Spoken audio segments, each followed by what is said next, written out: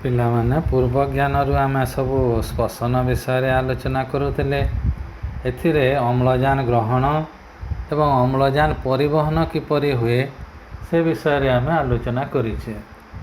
ସେଥିରେ ଆମେ ଦେଖିଛେ ଉଦ୍ଭିଦରେ କିପରି ଅମ୍ଳଜାନ ଗ୍ରହଣ ହୁଏ ଏବଂ ଅମ୍ଳଜାନ କିପରି ପରିବାହିତ ହୁଏ ତା ବିଷୟରେ ଆଲୋଚନା କରିଛେ। ପ୍ରାଣୀ ତଥା ମଣିଷ କ୍ଷେତ୍ରରେ କିପରି ଅମ୍ଳଜାନ ଗ୍ରହଣ କରାହୁଏ ଏବଂ ତାହା ପୁଣି ରକ୍ତ ମାଧ୍ୟମରେ କୋଷ ପାଖକୁ ପହଞ୍ଚେ ସେହି ବିଷୟରେ ଆମେ ଆଲୋଚନା କରିଛେ। ବର୍ତ୍ତମାନ ଆମେ ଆଲୋଚନା କରିବା ଶ୍ଵସନ ବିଷୟରେ। ସମସ୍ତଙ୍କୁ ମୋର ହାର୍ଦ୍ଦିକ ଅଭିନନ୍ଦନ। ବର୍ତ୍ତମାନ ଆମେ କୋଷୀୟ ଶ୍ଵସନ ବିଷୟରେ ଦେଖିବା। ଅର୍ଥାତ୍ ଆମର ଯେଉଁ ମନ ଭିତରେ ପ୍ରଶ୍ନ ଉଠୁଥିଲା ଯେ ଖାଦ୍ୟ ପଦାର୍ଥ ତ ପୋଷଣ ପ୍ରକ୍ରିୟାରେ ସିଧାସଳଖ ଆସି ରକ୍ତରେ ପହଞ୍ଚିଗଲା, କୋଷରେ ପହଞ୍ଚିଗଲା, ସେଇଠୁ ପୁଣି ଶକ୍ତି କିପରି ଜାତ ହୁଏ ତା ବିଷୟରେ ଅନେକ ପ୍ରଶ୍ନ ଉଠୁଥିଲା। ବର୍ତ୍ତମାନ ପିଲେ ଆମ କୋଷ ପାଖରେ ଖାଦ୍ୟ ପଦାର୍ଥ ଏବଂ ଅମ୍ଳଜାନ ଉଭୟ ପହଞ୍ଚି ଯାଇଛି। ଆମେ ଦେଖିବା ଯେ ସେ ଖାଦ୍ୟ ପଦାର୍ଥ କିପରି ଭାବରେ ଜାରିତ ହେଉଛି ଏବଂ ସେଥିରୁ ପୁଣି କିପରି ଭାବରେ ଶକ୍ତି ଉତ୍ପନ୍ନ ହେଉଛି, ଯାହାକୁ ଆମେ କୋଷୀୟ ଶ୍ଵସନ ବୋଲି ଏଠି କହିବା। ଏହି ଶ୍ଵସନ ପ୍ରକ୍ରିୟା ଦ୍ୱାରା ଜୀବ ଗ୍ରହଣ କରିଥିବା ଖାଦ୍ୟର ଜାରଣ ବା ଦହନ ଘଟେ ଏବଂ ସେଥିରୁ ମୁକ୍ତ ଅଙ୍ଗାରକାମ୍ଳ ନିର୍ଗତ ହୋଇଥାଏ। ଆମେ ତ ପୂର୍ବରୁ ପଢ଼ିଛେ ଶ୍ଵସନ ପ୍ରକ୍ରିୟା ଦୁଇ ପ୍ରକାର। ଗୋଟିଏ ହେଲା ବାୟୁ ଉପଜୀବୀ ଶ୍ଵସନ, ଆଉ ଗୋଟିଏ ହେଲା ବାୟୁ ଅପଜୀବୀ ଶ୍ଵସନ। ପୁଣି ଆଲୋଚନା କରିଛେ ଯେ ଅମ୍ଳଜାନର ଉପସ୍ଥିତିରେ ହେଉଥିବା ଶ୍ଵସନକୁ ବାୟୁ ଉପଜୀବୀ ଶ୍ଵସନ କୁହାଯାଏ ଏବଂ ଅମ୍ଳଜାନର ଅନୁପସ୍ଥିତିରେ ହେଉଥିବା ଶ୍ଵସନକୁ ବାୟୁ ଅପଜୀବୀ ଶ୍ଵସନ କୁହାଯାଏ। ପୁଣି ମୁଁ ତୁମକୁ କହିଛି ଶ୍ଵସନ ପ୍ରକ୍ରିୟା ହେଉଛି ଗୋଟେ ଜାରଣ ପ୍ରକ୍ରିୟା। ତାହେଲେ ପିଲେ ଜାରଣ କ'ଣ ଏହା ବିଷୟରେ ତୁମେ ଆଗରୁ ଅବଶ୍ୟ ଜାଣିଛ, କିନ୍ତୁ ବର୍ତ୍ତମାନ ଆଉ ଟିକିଏ ଆଲୋଚନା କରିବା। ଯଦି କୌଣସି ରାସାୟନିକ ପ୍ରକ୍ରିୟାରେ ଗୋଟିଏ ମୌଳିକ ବା ଯୌଗିକ ସହିତ ଅମ୍ଳଜାନର ସଂଯୋଗ ଘଟେ କିମ୍ବା ଉଦ୍ଜାନ ବାହାରିଯାଏ, ତାହେଲେ ତାକୁ ଆମେ ଜାରଣ ପ୍ରକ୍ରିୟା ବୋଲି କହିଥାଉ। ତେଣୁ ଏହି କ୍ଷେତ୍ରରେ ପିଲେ ବାୟୁ ଉପଜୀବୀ ଶ୍ଵସନରେ ଅମ୍ଳଜାନ ଯେହେତୁ ଗ୍ରହଣ କରାହେଉଛି, ଏଇଟା ତା ସହିତ ମିଶିବାଟା ସ୍ୱାଭାବିକ, ଅର୍ଥାତ୍ ଅମ୍ଳଜାନ ସଂଯୁକ୍ତ ହେବାଟା ଏଥିରେ ସ୍ୱାଭାବିକ। କିନ୍ତୁ ଯେହେତୁ ବାୟୁ ଅପଜୀବୀ ଶ୍ଵସନରେ ଅମ୍ଳଜାନର ଉପସ୍ଥିତି ଜରୁରୀ ନୁହେଁ, ତେଣୁ ଏହି କ୍ଷେତ୍ରରେ କ'ଣ ହେଉଥିବ ଚିନ୍ତା କରିପାରୁଥିବ।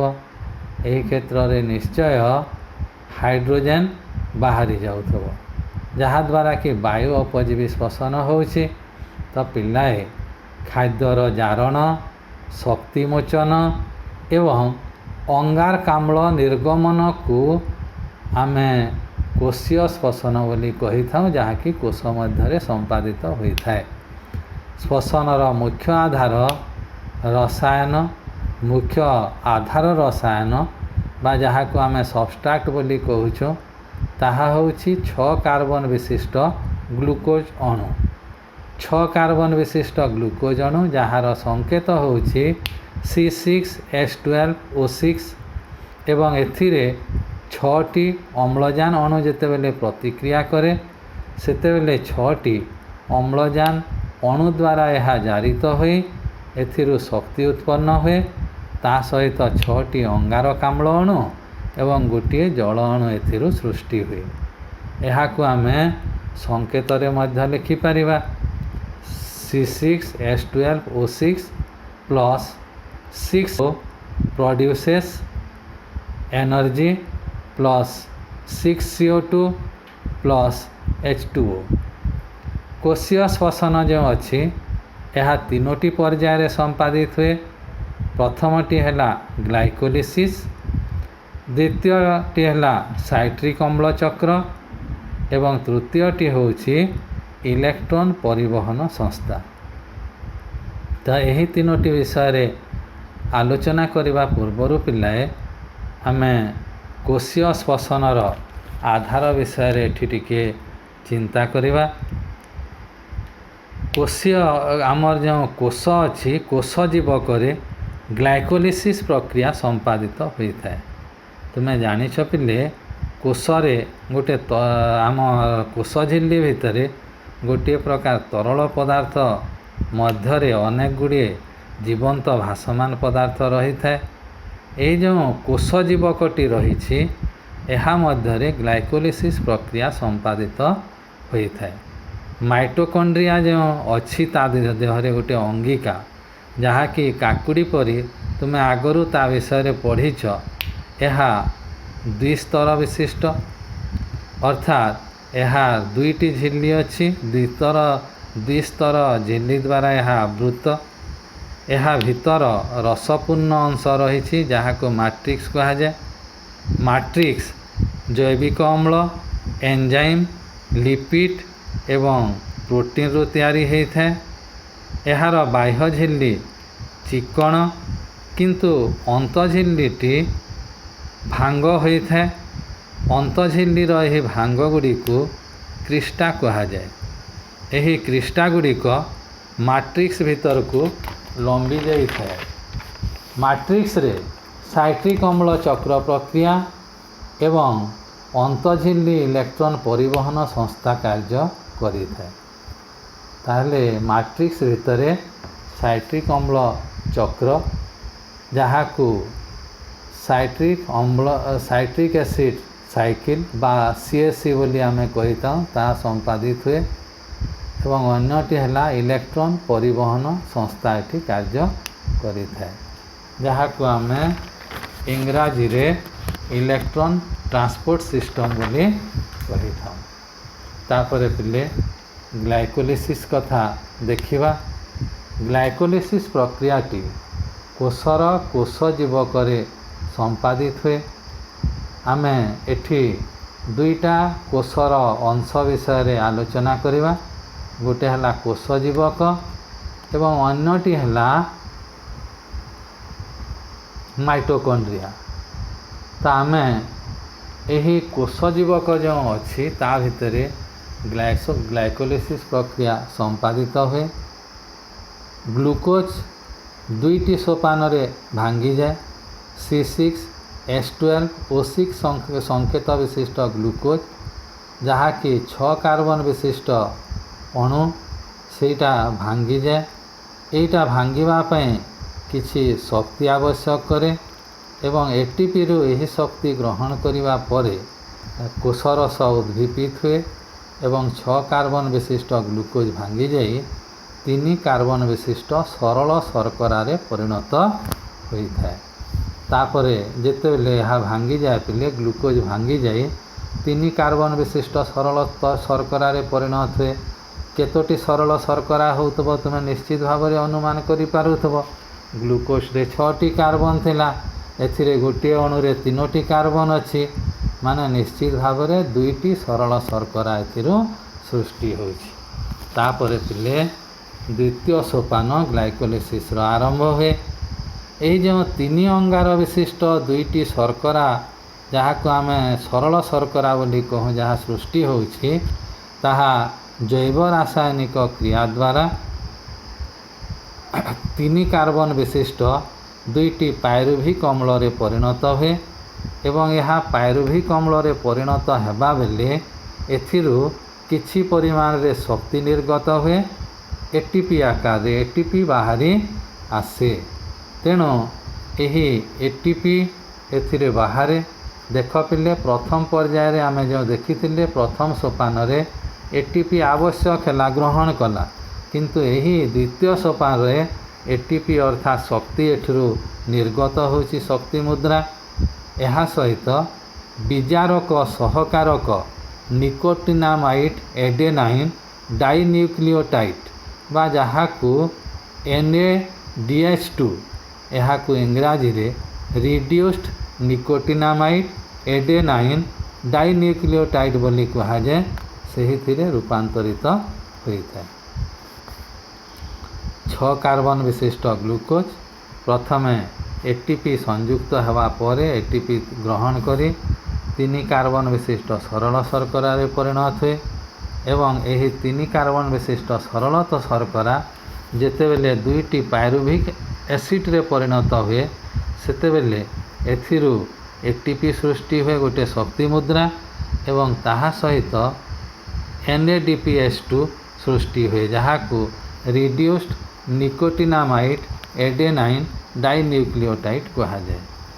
ताहले वर्तमान एटा को जदि आमे देखिबा 3C अर्थात 3 कार्बन विशिष्ट पायरुभिक एसिड यह जदि अम्लजान अनुपस्थिति रे ईस्ट कोष द्वारा ईस्ट हूँ गोटे प्रकार कवक यही कोष द्वारा जितेबले यहाँ जारित हुए सेतेबेले एथिरु 2 कार्बन युक्त इथानल एवं कार्बन डाइऑक्साइड सृष्टि हुए। यह एक वायु अपजीवी श्वसन एथिरे बाह्य अम्लजान बा वायुमंडलीय अम्लजान कौन सी आवश्यकता न थाए। तेणु ये जो इथानल जहाँकि आम सुरासार बोली मध्य कहूँ यह पानीय जो मद आकार रहे बाहर यहाँ पानीय आकार व्यवहार करा जाए।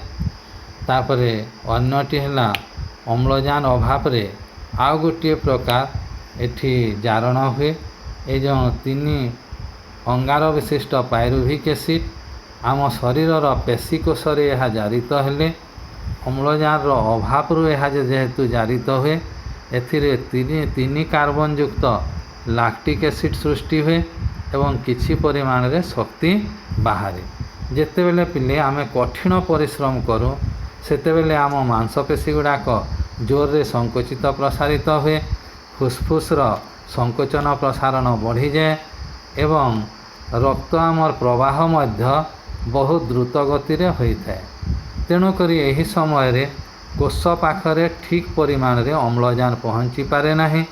तेणु कोषरे रहिथिबा पायरुभिक एसिड ठीक भाव रे जारित होई पारे नाही।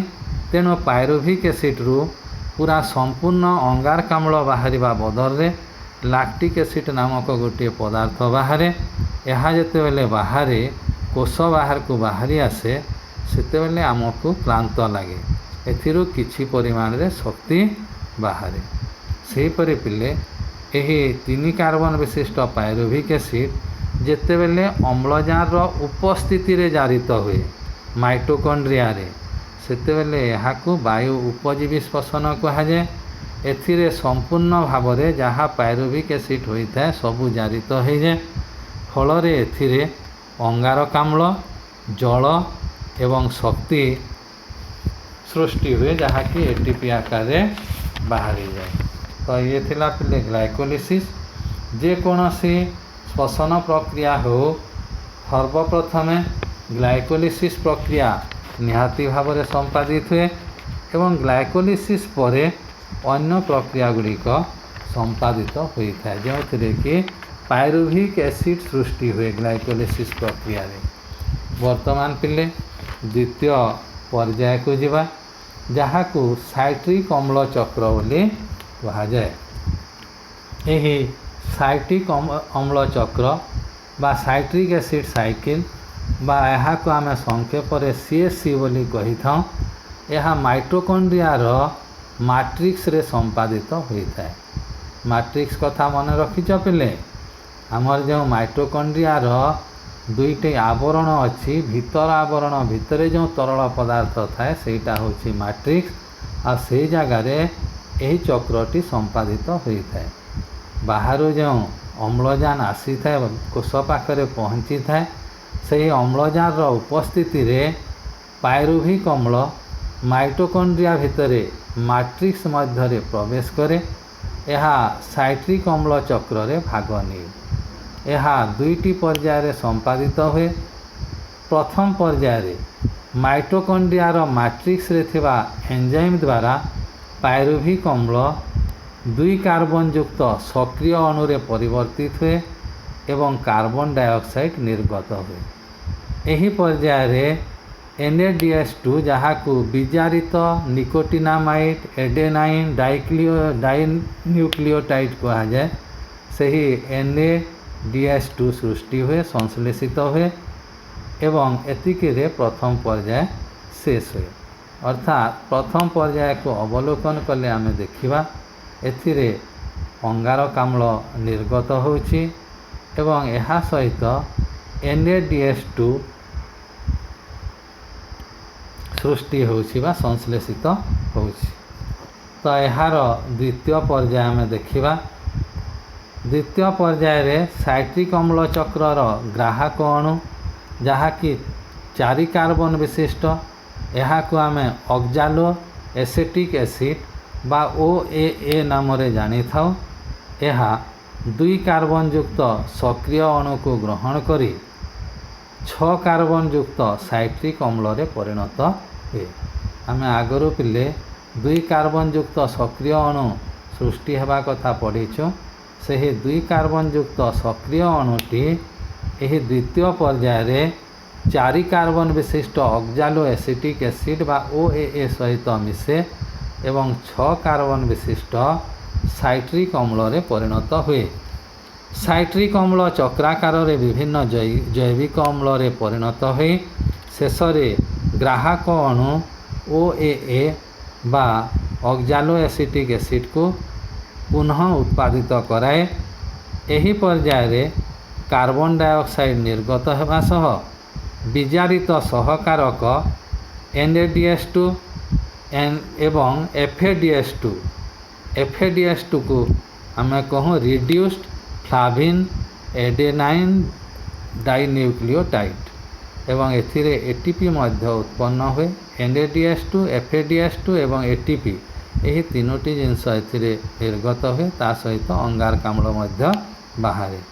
CAA बा साइट्रिक अम्ल चक्र को 1953 मसीहा 1953 रे सार हांस क्रेफ आविष्कार करथिले तेणु यार अन्य नाम क्रेफ्स चक्र मध्य कहा जाए। तो क्रेफ्स चक्र जहाँ साइट्रिक अम्ल चक्र ताहा अर्थात CAA जहाँ क्रेफ्स चक्र ताहा। इलेक्ट्रॉन परिवहन संस्था विषय रे वर्तमान टिके आलोचना करबा पिले एटा होची तृतीय स्तर इलेक्ट्रॉन ट्रांसपोर्ट सिस्टम यहाँ को इंग्राजी रे कहा जाए। यह माइटोकॉन्ड्रिया रो अंतझिल्ली रे रही थाए। अंतझिल्ली कथा तो आगरू पढ़ीच जहाँ कि अंगुली भलिया क्रिस्टा जो थाए। यह संस्था विभिन्न प्रोटॉन एवं इलेक्ट्रॉन वाहक अणु द्वारा गढ़ा होता है। ग्लाइकोलिसिस और साइट्रिक अम्ल चक्र उत्पादित सहकारक NADH2 एवं FADH2 अणुर यही संस्था द्वारा प्रक्रियाकरण हुए तथा मोचित शक्ति ATP प्रस्तुत हुए। विजारित सहकारक गुड़िकरू इलेक्ट्रॉन बाहरी इलेक्ट्रॉन वाहक अणु श्रृंखल माध्यम रे गति करे एवं बाहरु थिबा प्रोटॉन जहाँ को आम H+ बोली कही था प्रोटॉन वाहक माध्यम रे 2टी झिल्लीर मध्यवर्ती स्थान को स्थानांतरित हुए। श्रृंखल बा चेन शेष रे थिबा वाहक अणु एक एंजाइम द्वारा इलेक्ट्रॉन सहित मैट्रिक्स रे थिबा द्रवीभूत अम्लजान को मिसाई जल सृष्टि करे। आउ थे कहीदे श्रृंखल बा चेन शेष रे वाहक अणु एक एंजाइम द्वारा इलेक्ट्रॉन सहित मैट्रिक्स रे थिबा द्रवीभूत अम्लजान को मिसाए एवं एथिरु H2O बा जल अणु सृष्टि करे। इलेक्ट्रॉन वाहक श्रृंखल रे इलेक्ट्रॉन गति करने समय 2 झिल्लीर मध्यवर्ती स्थान रे अधिक संख्यक प्रोटॉन जमा हुए फल एक प्रकार प्रोटॉन गति सक्षम बल एठी तैयारी हुए। प्रोटॉन गति सक्षम बल एठी तैयारी हुए। एही बल को उपयोग करी ATP सिंथेज नामक एक एंजाइम ATP प्रस्तुत करे।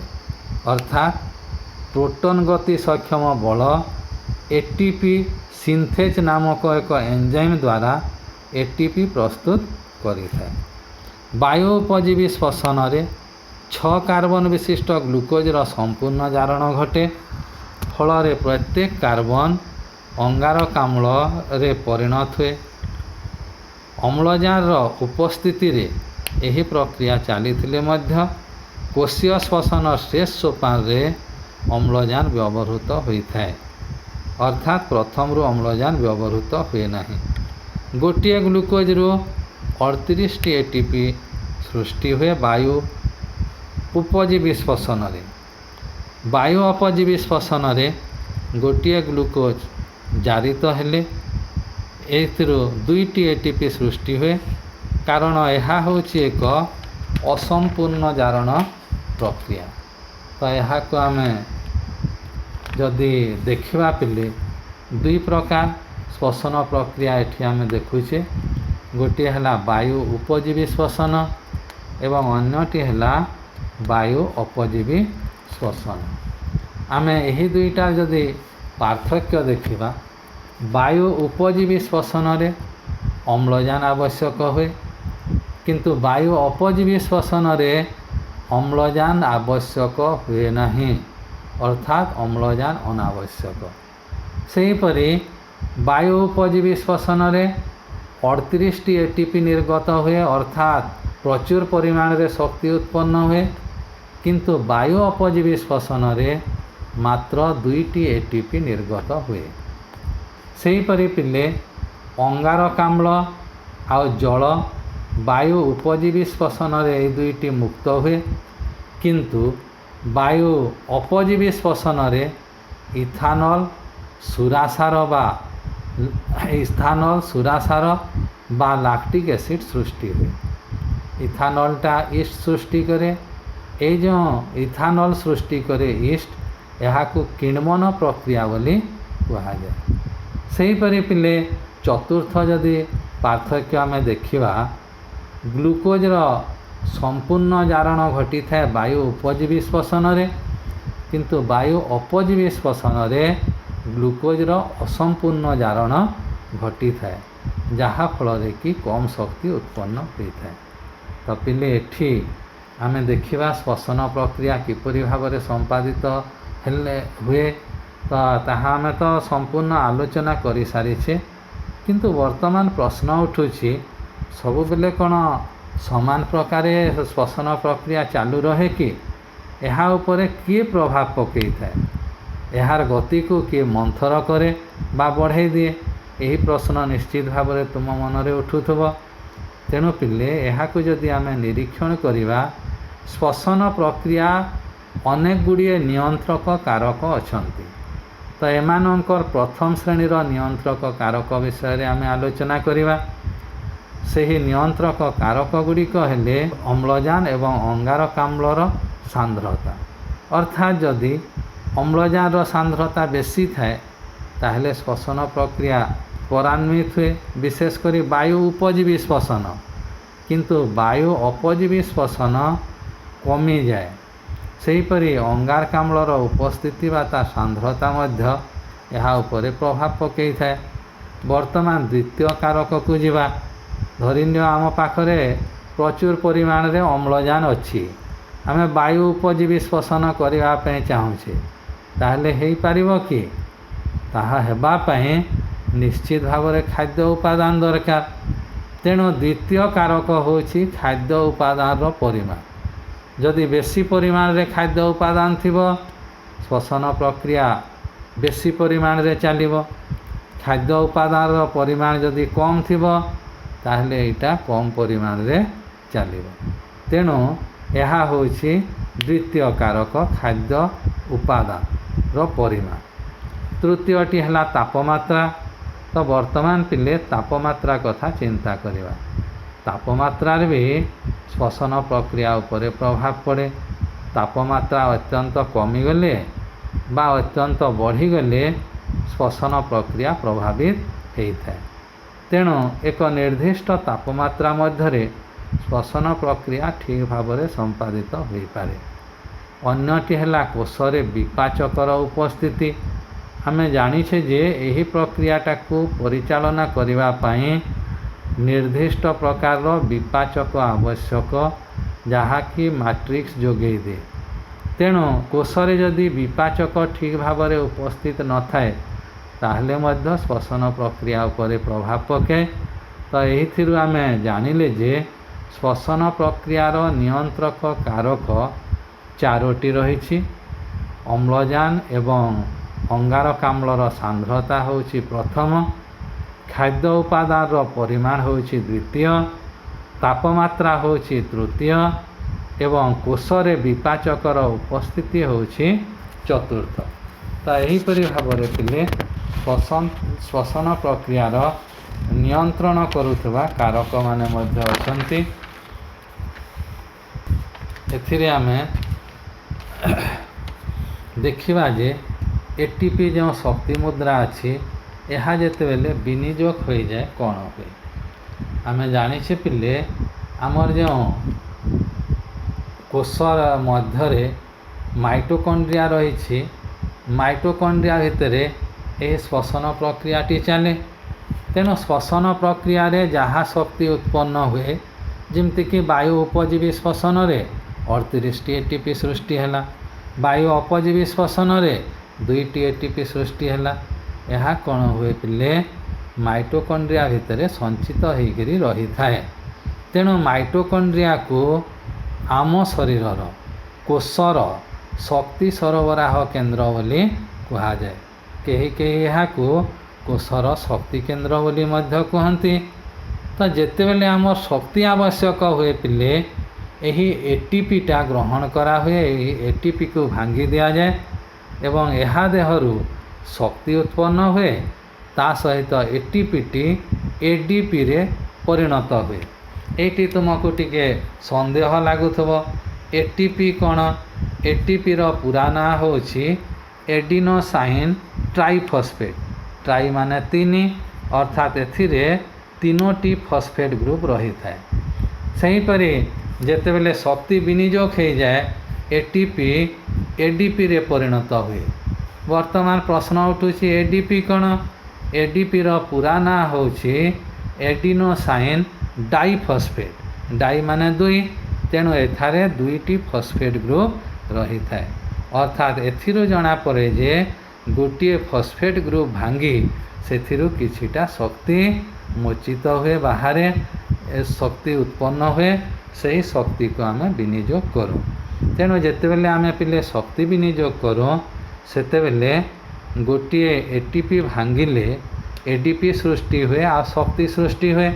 वर्तमान तुम मन भितर सृष्टि होउथबो गोटे एटीपी भांगिले केते परिमाणर शक्ति सृष्टि हुए। गोटे एटीपी भांगिले पिले 30.5 किलोजूल शक्ति सृष्टि होता है। 30.5 किलोजूल शक्ति सृष्टि होता है। तो यही शक्ति को आमे क्योंठी विनियोग करूँ? आम देह भितर क्यों क्यों कार्य रे यही शक्तिटी लगी थाए, यह भी गोटे प्रश्न। तो आम शरीर भितर पुष्टिसार संश्लेषण हुए। अर्थात आमे जो खाद्य खाऊँ से पुष्टिसार जातीय खाद्य सरलीकृत होगा परे अमीनो एसिड रे परिणत हुए। देह भीतर को गले एमिनो एसिड गुड़िक जोड़ी हो पुणी नुआ पुष्टिसार सृष्टि करती। यही जो पुष्टिसार सृष्टि करती यही प्रक्रिया को पुष्टिसार संश्लेषण कहा जाए। एथिपाई शक्ति दरकार पड़े। सेहीपरि पेशीगुड़िकर संकोचन एवं प्रसारण पाई शक्ति आवश्यक हुए। तो यही सब कार्य आमे विशेषतः एटीपी रे थिबा शक्ति को व्यवहार करूँ एवं यही एटीपी शक्ति व्यवहार करी विभिन्न कार्य करिवा पई आमे सक्षम होइथां। एही थिला पिले श्वसन प्रक्रिया। तो श्वसन प्रक्रिया होछि सही प्रक्रिया जो प्रक्रिया रे आमे खाउथबा खाद्यर मुख्य उपादान विनियोग होई सेथिरु शक्ति उत्पन्न होइथाय। एवं यह किपरि स्तर स्तर दे कार्य करे ता विषय तो मु विशद भाव में कहली। 2टी पर्यायर एटा संपादित हुए। प्रथम पर्यायटी होछि ग्लाइकोलिसिस एवं द्वितीय पर्यायटी होछि क्रेब्स चक्र। तो यही दुई पर्याय विषय आम आलोचना कले। एथिरे मु कहली जे ग्लाइकोलिसिस रे कौन सब परिवर्तन हुए, तापर क्रेब्स चक्र विषय कहवा समय मु कहली एथिरे अनेक गुड़िए जैविक अम्ल सृष्टि हुए। तो वर्तमान तुम मन भितर प्रश्न उठुथब जे यही प्रक्रिया रे कौन सब जैविक अम्ल सृष्टि हुए, से गुड़िक केतोटी कार्बन थाए, कहा माध्यम रे परिवर्तन हुए। जो माने जिज्ञासु छात्र छात्री सेमानंक मन भितर एमिति अनेक प्रकार प्रश्न उंकी मारे। तेणु यहाकु समाधान करिवा पई मु एक सरल प्रक्रिया रे श्वसन जो प्रक्रियाटाकू टिके संक्षिप्त भाव में आलोचना करुछि। मन दे शुणिब, एटा शुणिला परे तुमे सहज रे यहाकू मन रखि पारिबो। श्वसन प्रक्रियार प्रथमे तो ग्लाइकोलिसिस हुए, एक कथा आगु आमे पढ़ीचे। ग्लाइकोलिसिस रे 6 अंगार विशिष्ट ग्लूकोज अणुटीए भांगी जाए एवं एथिरू 3 अंगार विशिष्ट 2टी पायरुभिक एसिड सृष्टि हुए। ग्लूकोज रो अणु संकेत C6H12O6 एवं पायरुभिक एसिड रो अणु संकेत होछि C3H4O3। तो एथिरे 3टी कार्बन थाए। तापरे एही पायरुभिक एसिड परवर्ती मुहूर्त रे एक एंजाइम द्वारा एसिटाइल कोएंजाइम ए रे परिणत हुए। 3टी 2 कार्बन विशिष्ट एसिटाइल कोएंजाइम ए एथिरू सृष्टि हुए। तापरे आरंभ हो जाए क्रेब्स चक्र। ग्लाइकोलिसिस सरी जाए। क्रेब्स चक्र रे 2 अंगार विशिष्ट acetyl coenzyme A oxaloacetic acid जहाँकि 4 कार्बन विशिष्ट ता सहित प्रतिक्रिया करे एवं एथाले साहाय्य करुथवा एंजाइमटी होछि साइट्रेट सिंथेटेज। साइट्रेट सिंथेटेज द्वारा एथिरू साइट्रिक एसिड नामक एक एसिड सृष्टि हुए। तो आम जानिछे ऑक्जालो एसिटिक एसिड रे 4टी कार्बन, एसिटाइल कोएंजाइम ए रे 2टी कार्बन। तेणु जो नुआ जैविक अम्लटी सृष्टि हुए बा एसिडटी सृष्टि हुए साइट्रिक एसिड, से 6टी कार्बन रही थाए। तापरे द्वितीय स्टेप को आसीबा। द्वितीय स्टेप रे साइट्रिक एसिड जो अच्छी जहाँकि 6 कार्बन विशिष्ट एकोनाइटेज नामक एक एंजाइम द्वारा आइसोसाइट्रिक एसिड रे परिणत हुए।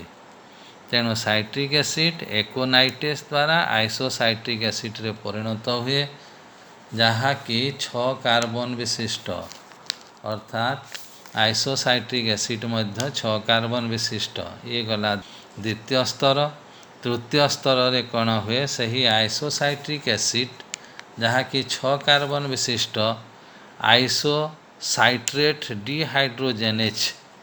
आइसोसाइट्रेट डिहाइड्रोजेनेज नामक एक एंजाइम द्वारा आल्फा कीटोग्लूटारिक एसिड रे परिणत हुए एवं यही परिवर्तन समय रे गोटे कार्बन डाइऑक्साइड बा अंगारकाम्ल बाहरी जाए। जेहेतु एठारे एंजाइमटी आइसोसाइट्रेट डिहाइड्रोजेनेज माने गोटे हाइड्रोजेन अणु बाहरी जेबा। तेणु एथिरे गोटे कार्बन परमाणु बाहरुछि, ता सहित गोटे हाइड्रोजेन अणु भी बाहरुछि, अम्लजान अणु भी गोटे बाहरुछि। तेणु जो नुआ आल्फा कीटोग्लूटारिक एसिड होछि ताहा 5 कार्बन विशिष्ट, अर्थात 6 कार्बन विशिष्ट आइसोसाइट्रिक एसिड 5 कार्बन विशिष्ट आल्फा कीटोग्लूटारिक एसिड रे परिणत हुए। तापरे चतुर्थ पर्याय देखिबा।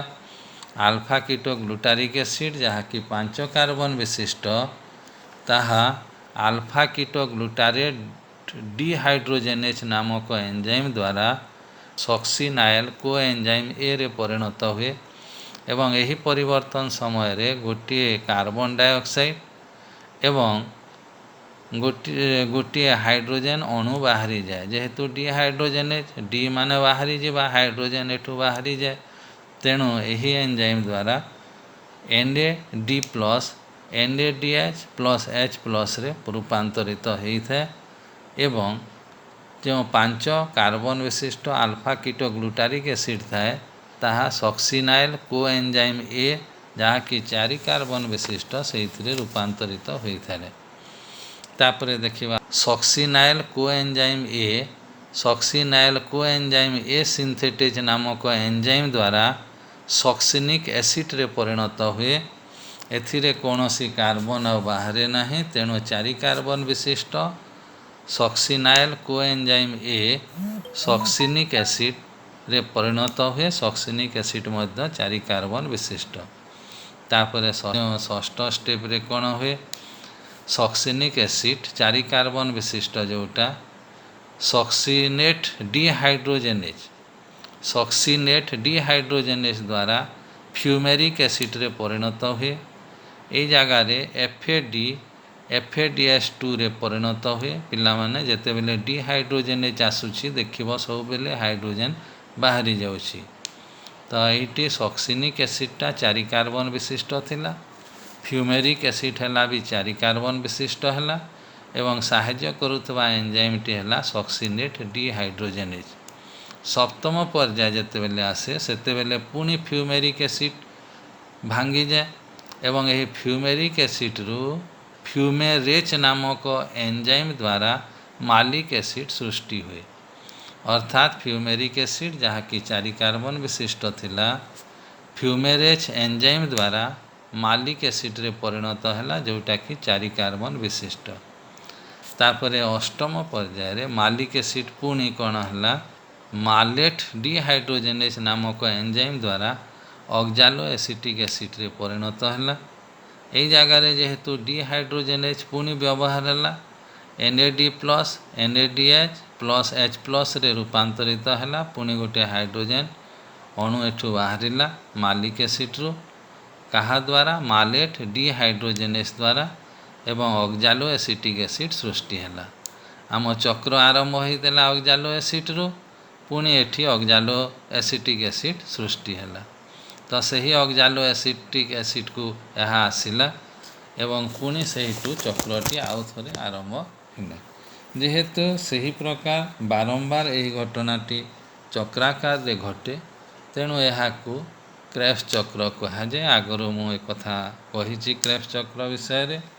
तो वर्तमान यही जो श्वसन प्रक्रिया है क्रेब्स चक्र रे 8टी जैविक अम्ल सृष्टि है।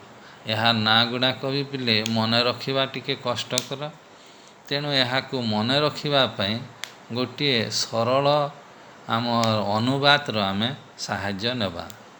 मनकर पिले जड़े लोक अच्छी तार जो ऑफिसर अच्छा पचारुछि जे मु एटा पैसा नहीं बिक्री करदेवी कि, मु एई जिनस गुड़ाक पैसा नहीं बिक्री करदेवी कि ऑफिसर, ये जिनसटा पचारुछि ताकू आम इंग्राजी करवा। इंग्राजी कले वाक्यटी हेब, can I keep selling substances for money officer, can I keep selling substances for money officer. पचारुछि से प्रश्नटा मु बिकी देवी कि, बिकी पारिबी कि करी से पचारुछि। Can I keep selling substances for money officer. तो यहाँ को जदि मन रखिब यही गोटे वाक्य, ताले एथिरे जो 8टी जैविक अम्ल सृष्टि होउछि ताहा मन रखिबा तुम पई सहज हो। देख एथिरे केतोटी शब्द अच्छी। प्रथम वार्डटी होउछि कैन, कैन रो प्रथम अक्षर है सी, सी सूचौछि साइट्रिक एसिड को, तेणु आम एठू प्रथम एसिड जानिले साइट्रिक एसिड।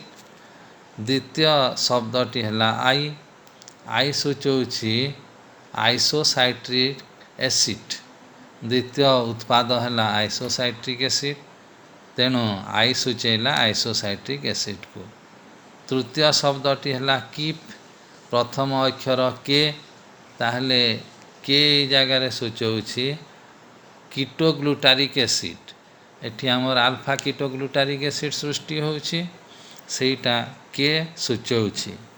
परवर्ती शब्दटी है सेलिंग, प्रथम अक्षर है एस, तो एस सूचौछि सक्सिनाइल कोएंजाइम ए को, सक्सिनाइल कोएंजाइम ए। ता परवर्ती पंचम जो शब्दटी है सब्सटेंसेस, प्रथम अक्षर है एस, एस सूचौछि सक्सिनाइल कोएंजाइम ए को सॉरी सब्सटेंसर एस सूचाऊँगी सक्सिनिक एसिड को। तेणु सक्सिनिक एसिड तापरे हैला फॉर प्रथम अक्षर एफ सक्सिनिक एसिड रो सृष्टि होची फ्यूमेरिक एसिड। तेणु एफ सूचाऊँगी फ्यूमेरिक एसिड को। परवर्ती शब्द हैला मनी प्रथम अक्षर एम एम सूचाऊँगी मालिक एसिड को। एवं तार परवर्ती शब्दटी है ऑफिसर प्रथम अक्षर है ओ पुणे सूचेला ऑक्जालो एसिटिक एसिड को। अर्थात जो ऑक्जालो एसिटिक एसिड प्रथम रू आम देखी सेटा पुणी ऑक्जालो एसिटिक एसिड एठी आसी पहुँची गला। अर्थात एठी चक्र परिसमाप्त है। तो यहीपरि जदि आम गोटे वाक्य मन रखा गोटे वाक्य माध्यम पिले आम यही क्रेब्स चक्र रे आसुथुबा 8टी जाक जैविक अम्ल को मन रखा। सी साइट्रिक एसिड को सूचाए, आई आइसोसाइट्रिक एसिड को सूचाए, के कीटोग्लूटारिक एसिड को सूचाए, एस सक्सिनाइल कोएंजाइम ए को सूचाए, ता परवर्ती एस सक्सिनिक एसिड को सूचाए, ता परवर्ती एफ फ्यूमेरिक एसिड को सूचाए, ता परवर्ती एम मालिक एसिड को सूचाए एवं परिशेष जो शब्द अच्छी तार प्रथम अक्षर ओ पुणी ऑक्जालो एसिटिक एसिड को सूचाए। तेणु एहीपरि भाव चक्रटी समाप्त हुए।